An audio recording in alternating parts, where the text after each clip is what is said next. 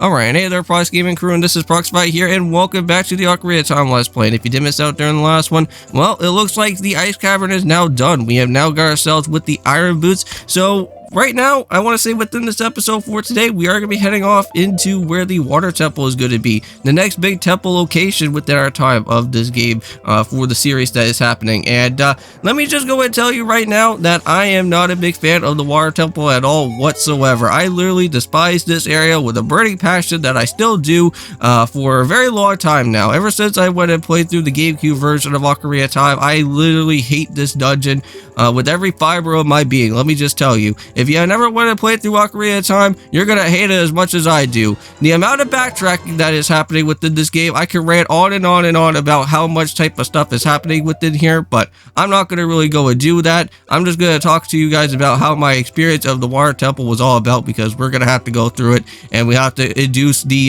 annoyingness that is going to happen within this area.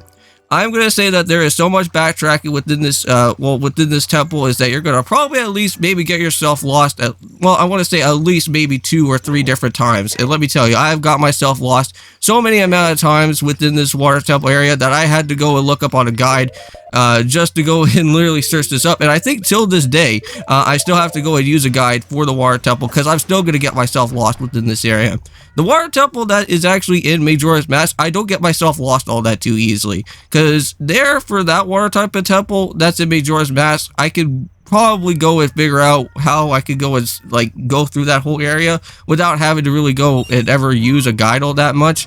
Probably back when I first played through the game, I needed a guide, but I don't think I really do need any more for that game. But here though, in Ocarina of Time, you do need a guide for this, because like with the amount of like so much keys that happen at the very like hub center of the area, you want to make sure that you have enough keys to like try to open up with all the different doors that are going to be happening around. Now you are going to have to do a little bit of some playing of the different water that's going to happen as well too, because I'm pretty sure that the Zelda Lullaby is going to be a main important staple here within the Water Temple that you're going to probably need to go and use. Now there is going to be a lot of annoying enemies that are going to decide to make their way here into this area as well, which I'm pretty sure, I think it's going to be the only time that you only get to see these enemies. I don't think you ever get to see them again. Probably not like in Spirit Temple or something, but there is going to be some of those clamp enemies that are going to be showing up. There is going to be some of those spiky enemies that are going to be showing up around as well too. They sometimes kind of like turn into like random rock boulders, but they kind of like go back into their spiky form later. We'll be seeing those guys as well too, and they're going to be really annoying. And now to go and basically start off with this Water Temple here is that you need to go and use your hook shot. Now, majority of the time that when you're in the water area, you have to use the hook shot. That is basically the only type of weapon that you have to go and use within your way of anything water related, because you can't use arrows, you can't use bombs, or you can't even use your dang sword out of all things, because it's not going to really work within the water, right? So the only one thing that is going to technically work within this area is having to go and use the hook shot to go and destroy out on some of those little manta ray enemies that are going to be here showing up as well too. Now those guys are going to get really annoying when there's going to be some very like close quarter type of situations that are going to happen, and so these very enclosed type of rooms that we're going to have to walk on into with, because they are going to get really annoying in some sort of situations when you kind of have to like use your hook shot to kind of like go and fly up into different ways. But hey, well, there it is. There's the older Ruto out here, so that's gonna be nice. Yeah, apparently she's our supposed fiance that is happening here with the 7 years later, and she's been waiting for us for this whole entire time. But yeah, so apparently she needs some help. We need to go and help out with the Zoras that are going on around, because if you guys don't know, for what has been going on with the Zora's domain, everything's been completely frozen over by Ganon. So we need to go and basically take care of all of that, so that we can bring the water back here to Lake Hylia, and we can finally go and start trying to grab out some extra more heart pieces along within our way as well too.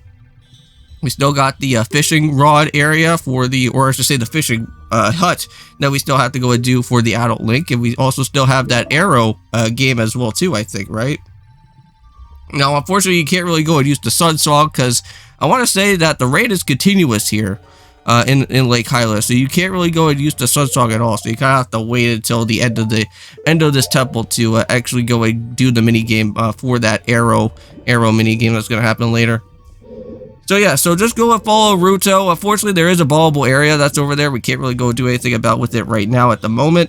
But what we can do, however, is reach up into this way. And this is how we're going to get ourselves, I want to say, with the map that we're going to be starting off with first. Which that's somewhat pretty nice. At least they kind of give us something handy at the very beginning of our time, at least, right? Now, unfortunately, this area is not going to really work as too much as like the fire temple, though, because the fire temple was really nice. Because if you guys remember, all of those keys to go and find within the fire temple, they were all scattered around for all those different Gorons, so you would be able to know exactly what type of key that you would get. Now, here in this area, unfortunately, within the water temple, the keys are literally scattered almost everywhere, and it's going to be a little bit hard to go and find them too. But there we go. We got ourselves with the map, and that's all good. So now it's going to be ours to go and play with the water. Now, unfortunately, Ruto doesn't really give us any type of explanation on how this whole entire water system works. So you kind of have to go and literally run around here in this area and hopefully try to find yourself something here. And, well, basically, if you stumble across with this random Triforce thing and literally look at it right into the face, you can actually make the water go and start shrinking down to size here. Now, unfortunately, we can't really go and do anything within the bombable area at this point in time. I don't think we can, unless if you go and maybe use the water to kind of, like, probably fall down with it, but I don't think you can. We'll have to find another way onto blowing up with that wall that's there, because I think that is another key. And if you actually do look like through the crack, like the little crack in the hole of that wall there, that will pinpoint you to another key. It's just that we'll have to try to find a way on how to do that though, however. Now make sure that you do have Diz Fire with you for this, because I want to say majority of some different dungeons and temples that are going to happen within our way, majority of the time you do need Diz Fire, so just go and use Diz Fire for this particular part here, and that will go and open up the direction of where we do need to go and continue onwards with. So head on through here, and I think we could be potentially running on into a key area, and here it is. This is one key area to go and pick up for a key location, and this is where we have to go and battle out with these annoying clam guys. And the only way that you can go and battle out with these clam guys is by having to use the hook shot. So yeah, majority of the time in the water temple is going to be majority, I want to say, is just using the hook shot here. So yeah, and also too, just be careful of all the spikes that happen between with all these guys as well, because those are another problem that happens with these guys as well too. But boy, I hate these guys so much with a burning passion. And just wait until we have to go and battle these guys underwater. They'll make things even more worse than it actually has to be here. Yeah, even though that we're battling these clams like just like, I want to say like outside of the water right now, that's in the water temple, these guys are going to even be more of an issue. Because the way of how we have to go and literally walk around, because just walking around in the water is really slow. We've already seen that happen before, just trying to grab it with the heart piece over at the ice cavern. So there we go. So that is a key for us to go and pick up. So now it's onwards to another location. And we kind of have to get on out from here. And I think there's a key location just right in front of us that we could go and just open up right from here. Yep. So let's go and start right from the very beginning. And head into this little tower room right to begin with. So open up the first door that is here. And you'll be able to go and see that there is another one of those Zelda lullaby areas again, and you can go and use that if you want to raise up the water that's going to be here, and I think you may potentially want to do that soon. But for right now, we're just going to just kind of head up into another location and pick up for another key that's going to be around here. But for right now, we're just going to go and land right on over to where this door is going to be first. So land yourself up here. Now this takes us to the second floor. We've already been up to this way for the last time when the water was risen all the way up into this area. There is going to be a little bit of a spot right here where you could actually go and use your arrow to open up with a certain door that is going to be around here, but you need the long shot, and I want to say the water temple is going to I want to be somewhat reliant on what the long shot is going to be. So for right now, we can't really go and do anything about what this at the moment in time. But remember that door probably for later, once we actually do go and pick up with the long shot, though, because that's going to help us out on pushing out a other sort of block that's going to happen here. So for right now, we'll just have to just go and search for another room that's going to at least kind of guide us into where we do need to be. So why not just go and push into this block here first. So if we go and push down this block here, it should lead us into another room, which that will take us into, I want to say it's going to probably lead us into that one room where it's like a whirlpool type of area. And you kind of want to have to immediately use your iron boots and also get on out of your iron boots as well too, to kind of hurry up to the area where the key is going to be within here, because I believe you do have a time limit within this particular part. Where I think you also have to go and use the hook shot to hit some sort of dragon's mouth or something that's here.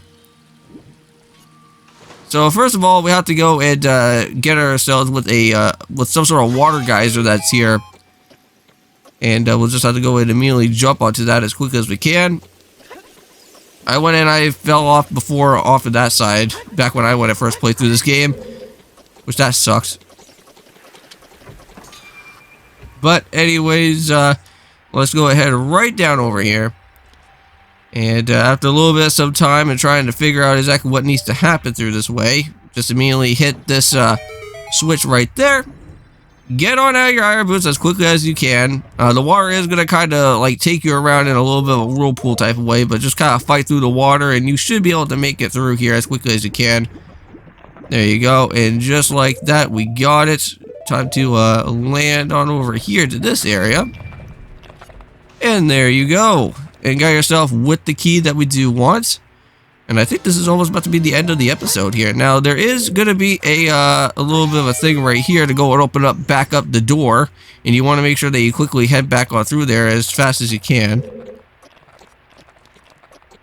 And I don't know if this area is going to be something that's going to make you soft locked or not. I'm not too entirely certain on that. There we go. So that's all taken care of there. And I'm pretty sure we can't actually go back to the hub center area from this way. I think so. But I think for right now, I think that's going to be about it, because I can see that the end of the episode is literally near here in a few seconds. But anyways, thank you guys so much for watching this episode for today. I'll be seeing you in the next time for when we go and continue onwards with some more of Ocarina of Time here in the Water Temple. And of course, peace!